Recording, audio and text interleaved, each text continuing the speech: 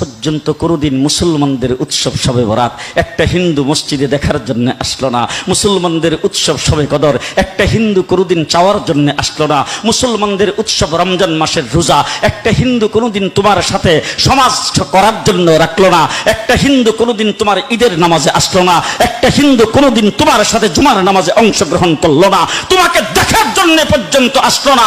তার কারণ হলো হিন্দুরা মনে করে এটা মুসলমানের উৎসব, আর তুমি মুসলমান হইয়া হিন্দুর দুর্গা পূজায় কিভাবে গেলা? আরে তোমার কি হয়ে গেল? তোমার কি লজ্জা শরম তুমি ধুয়ে ফেলে দিয়েছো? তোমার কি কোনো লজ্জা শরমও নাই? তোমার কি কোনো লজ্জা শরমও নাই? আবার কি সুন্দর বলতেছ, ধর্ম যার যার উৎসব সবার। হাই হাই হাই, ও মুসলমান যুবকেরা ভালো করে শোনো, ধর্ম যার যার উৎসব সবার, তাইলে বিয়া যার যার বউ তো সবার।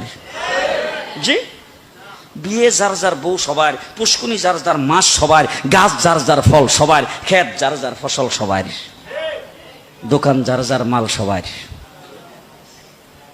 এখন ঘুমাইছে কি কথা বলেন না কেন?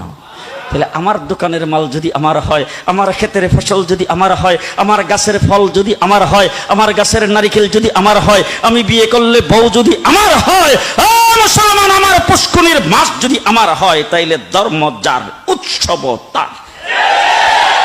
ধর্ম যার উৎসব, আরো জোরে, ধর্ম যার উৎসব।